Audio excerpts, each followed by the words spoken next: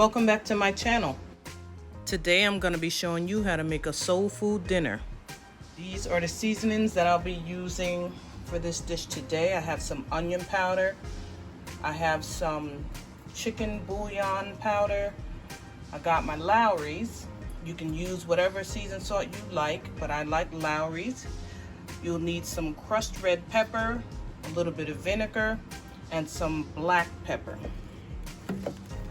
In this dish, I'm going to be using pork. So I have some pork neck bones right here. And I also have some smoked ham hocks. All right, I'm back.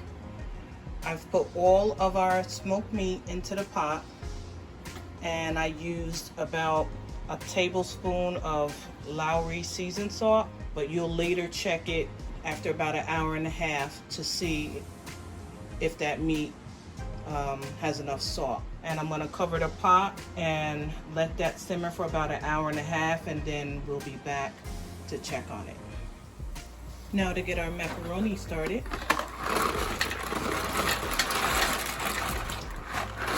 using a half a box of rigatoni. You could use elbow or whatever type of pasta you want for your macaroni and cheese. I'm going to add about 2 teaspoons of salt to the water. That way your pasta will have flavor. You want to stir your noodles as soon as you get them in the pot. That way they don't stick on you. Stir for about 15 to 20 seconds. And you want to come back after about a minute and a half to 2 minutes and stir them again, just to make sure they haven't stuck together. Okay, the pasta is done. We'll turn that off.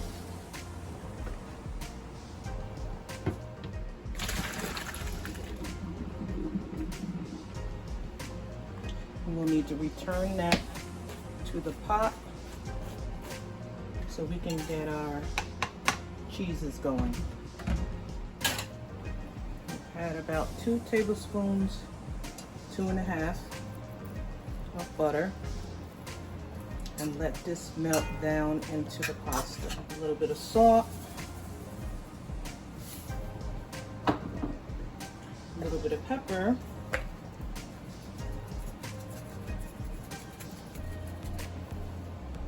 and a little bit of garlic powder.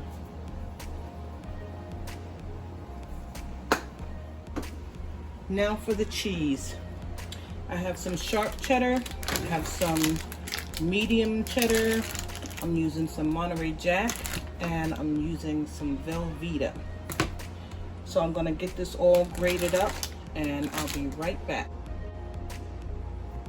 Okay, I'm just chopping up the rest of this Velveeta, and the cheese is ready to go in. Velveeta, Monterey Jack, our mild, and our sharp cheddar. Next, I'll be adding my milk and my eggs. So I'm using 2 eggs. I'm also using about a half a can of evaporated milk. And you just want to whisk that up right quick before you put it in there. That way you know the yolks are already incorporated. And you just pour this right into your pot. I'm also adding some whole milk. I'm going to start off with a cup and see how that does. If I need any more, then I'll add more.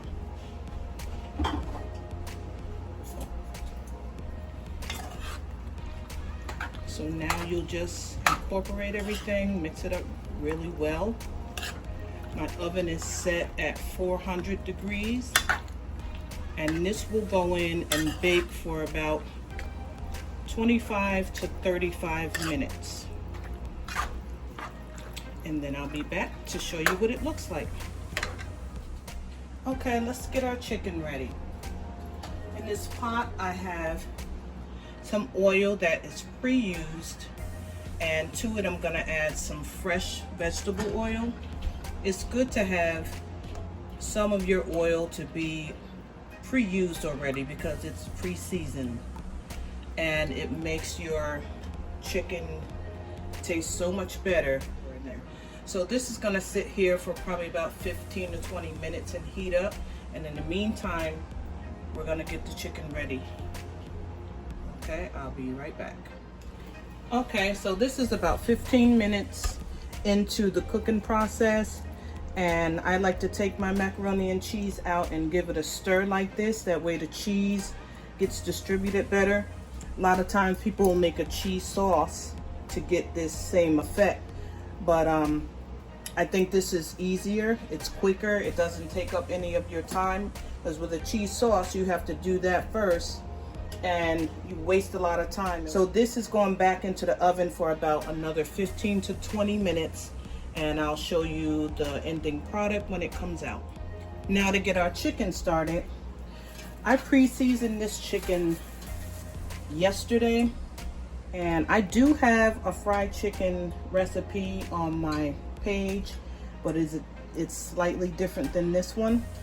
But in this one, instead of buttermilk, I added an egg to make the flour adhere to it better. I use some adobo and just some pepper.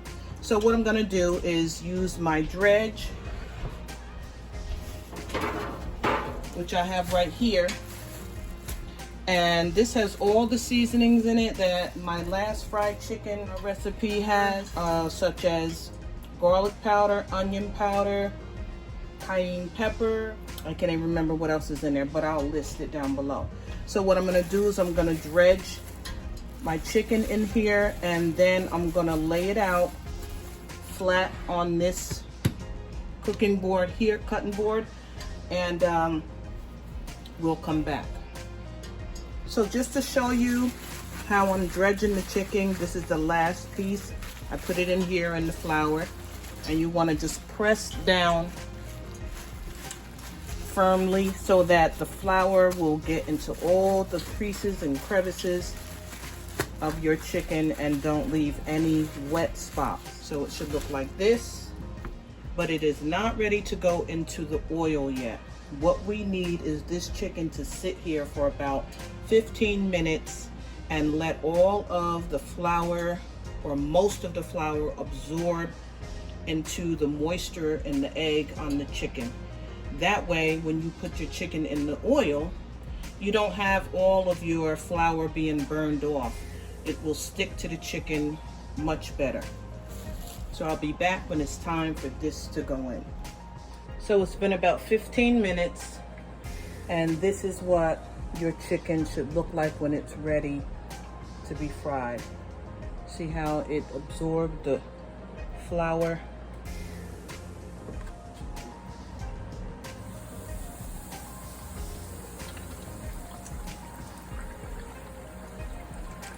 And I'm gonna get all this chicken in here, and this will fry from about 15 to 20 minutes. That's because they're such big pieces, and I'll come back and show you the finished product. Okay, the macaroni and cheese is done, and we'll just let that sit there and cool. Okay, I am back, and I have taken all of the meat out of the pot and put it in this bowl over here. All right, so we're gonna go and put these greens into the pot. Just like this. You just wanna grab big handfuls and get as much as you can into the pot. Squeeze the greens in there as tight as you can, because they're gonna shrink down, and it'll probably be about half of this when it shrinks down. So I'm gonna get all this in here, and I'll be back when they're cooked about halfway and ready for my other seasonings. Okay, so the chicken is done and ready to come out. nice and golden brown. Okay, now I'm gonna check on these greens.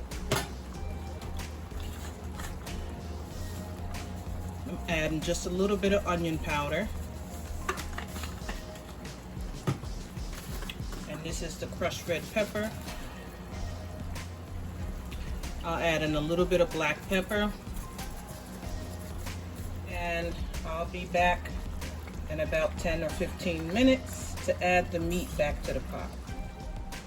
Okay, we're gonna add the meat back to the pot.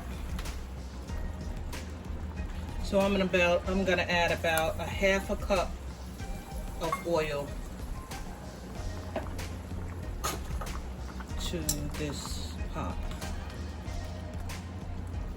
Stir it around and let it simmer. So I'll be back when that is ready. Okay, so last but not least, we have to make our cornbread. Now in this bowl, I have some all-purpose flour, some cornmeal, sugar, baking powder, salt. I'm gonna put in some milk, some oil, and 1 egg. And this is gonna go into the oven at 400 degrees for about 20 to 25 minutes.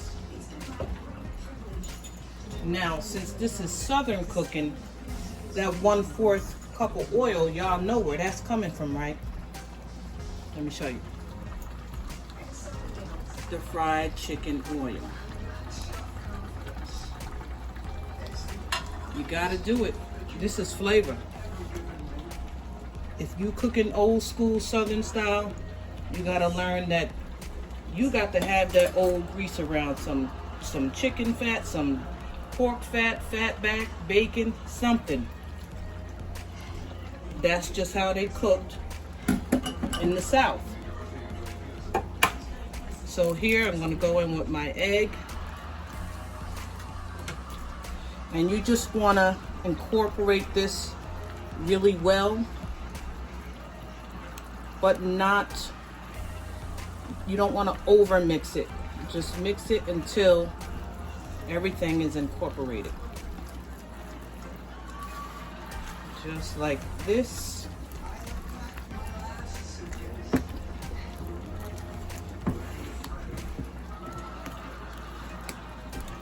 So this is good. This is good.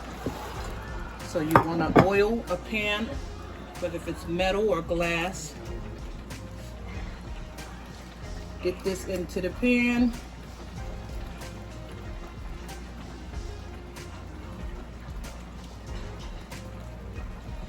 And right into the oven. We'll be back when this is done. All right, let's check on our greens, see how they're doing. I haven't used my chicken bouillon powder yet, so I'm gonna use a little bit of that. Plus the vinegar. Okay, that was probably not even a 1/4, I don't think. 1/4 of a cup, less than just enough to give it a little bit of acidity, and also it helps tenderize the meat that hasn't already cooked tender enough. So this has about 15 minutes left to go, and it will be done. Now our cornbread is finished, and you know what's got to go on top of that cornbread. Some butter.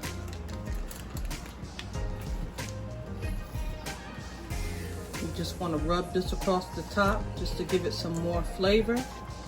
Let it melt down in there. And this is good to go. It's time to plate it up. So we have our greens and we have our macaroni and cheese.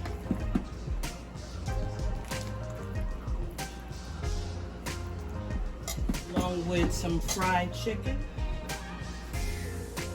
And we have our cornbread. So this is how you make a soul food dinner. Don't forget to check my channel for other recipes. Thanks for watching. like, comment, and subscribe. And I'll see you in the next video.